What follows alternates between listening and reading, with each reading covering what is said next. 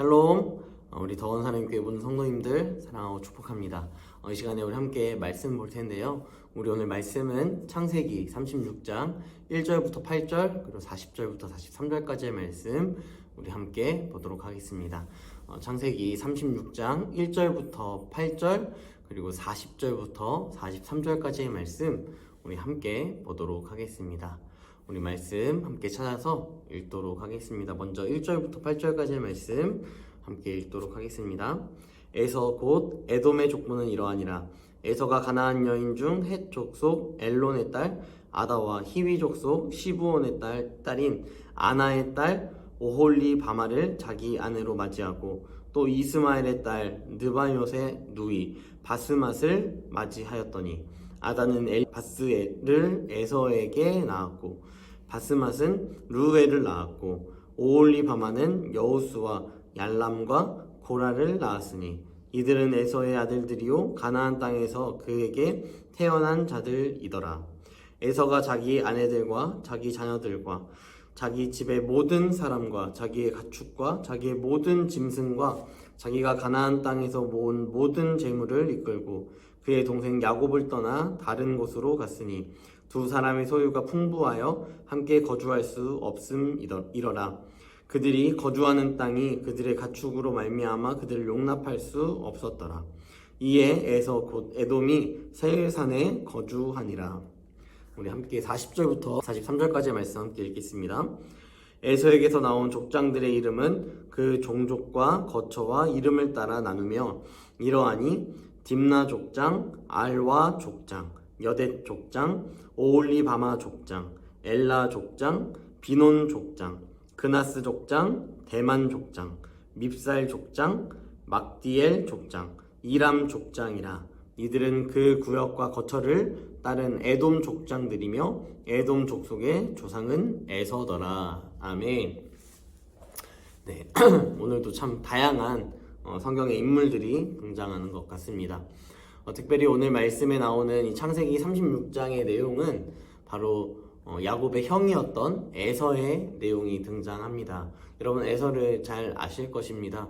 에서는 자신이 사냥하는 것을 좋아했고 굉장히 행동주의적인 그런 삶을 살아갔던 사람 중에 하나입니다.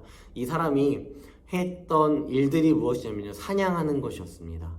하나님께서 지으신 그 피조물들 가운데에 동물들을 사냥하는 그러한 역할을 했다라는 것이죠. 그 동물을 사냥함에 있어서 그것이 얼마나 쾌락이 있고 행복했는지 그는 배가 고플 정도로 열심히 사냥을 했습니다. 그리고 나서 자신이 배가 고프자 자신의 동생이었던 야곱에게 팥죽을 한 그릇 주면 자신의 장자의 직분을 팔 정도로 먹을 것을 탐하는 그런 모습까지도 보여줍니다. 이러한 모습이 바로 에서의 삶의 모습이었습니다. 어떻게 보면 하나님의 말씀을 또한 하나님께서 허락하신 그 장자의 명분을 굉장히 소홀하게 그렇게 여겼던 인물 중에 한 사람이 바로 에서라는 것이죠. 그가 이 에서라는 사람이 장자의 직분만 그렇게 소홀하게 여겼을까요? 이 에서는 하나님의 방법, 하나님의 뜻, 또한 하나님의 인도하심까지도 참 아주 쉽게 여겼던 인물 중에 하나라고 생각이 듭니다.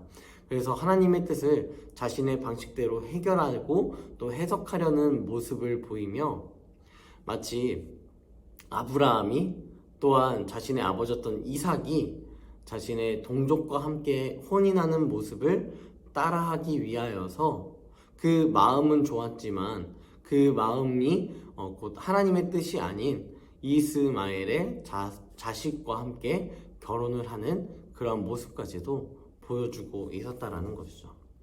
여러분, 그런데도 불구하고 이 말씀이 중요한 까닭이 있습니다. 우리는 사실 오늘 36장 1절부터 43절까지의 말씀을 다 읽어야 했던 본문이었는데요.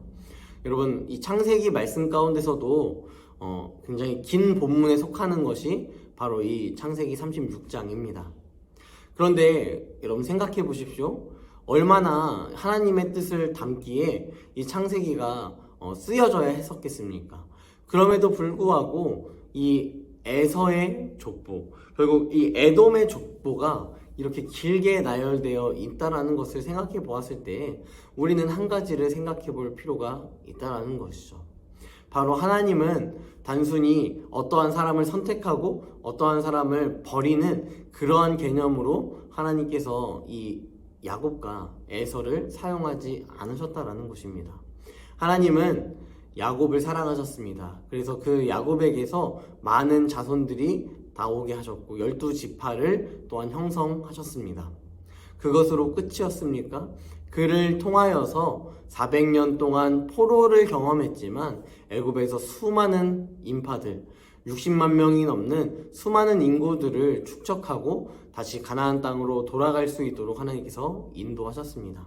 그 인도하심이 단순히 아브라함과 이삭과 야곱의 그 자손들에게만 주어진 것이 아니라 하나님은 에서를 통하여서도, 에서의 그 족보를 통하여서도 하나님은 또한 영광 받으시기를 간절히 원했다라는 것이죠. 그럼에도 불구하고 이 에서는 하나님의 뜻에 다시 돌이키는 모습을 보여주지 못하고 있습니다. 그럼에도 이렇게 긴 내용들이 적히며 이 에돔의 족보가 적히는 내용이 왜 적히느냐? 하나님은 단순히 이 땅에 살아가면서 우리가 그리스도인이라는 그 존재, 또한 세상에서 우리가 빛과 소금의 역할을 감당하기 위하여서는요, 하나님을 모르는 자들이 반드시 우리 가운데 있어야 한다는 것을 보여주고 있다는 것입니다. 에서를 통하여서도요, 참 많은 족장들이 등장합니다. 딥나 족장, 알와 족장, 여댓 족장, 오홀리바마 족장, 그리고 우리가 잘 알고 있는 그러한 족장들도 많이 등장하고 있습니다. 이 말씀을 통하여서 이 36장에 있는 말씀을 통하여서요, 우리는 함께 살펴볼 수 있는 내용들이 무엇이냐면 이 하나님의 뜻대로 살아가지 않는 자들에게도요, 동일한 일반적인 그 축복은 주어진다라는 것입니다. 자녀를 낳게 되는 것, 또한 그의 족장들이 점점 왕성해 가는 것, 이러한 것들이 우리에게 있어서 하나님을 믿지 않는데 왜 저들은 성공하지? 왜 하나님을 믿지 않는데 저들은 항상 행복한 모습을 띠는 것이지? 라고 우리가 생각할 수 있지만 하나님이 이 말씀, 이 에서의 족장 말씀을 통하여서 우리에게 말씀하고 싶은 것은 무엇이냐면 이들이 있어야, 이들이 존재해야 우리가 세상을 살아가면서 빛과 소금의 역할을 감당할 수 있는 존재로 살아갈 수 있게 된다라는 것입니다. 여러분, 우리는 하나님의 뜻대로 살아가는 것, 그 살아감에 있어서 이 많은 세상에 하나님의 뜻대로 살아가지 않고 또한 하나님의 뜻을 거부하는 자들을 볼 수 있습니다. 그 본으로 통하는 것이 아니라 그들은 우리를 대적하기도 하고 우리를 협박하기도 하고 우리를 핍박하기도 합니다. 요즘 시대에 동성애라든지 또한 낙태라든지 이러한 부분들이 얼마나 사회적으로 드러나고 있는 문제 가운데 하나이겠습니까?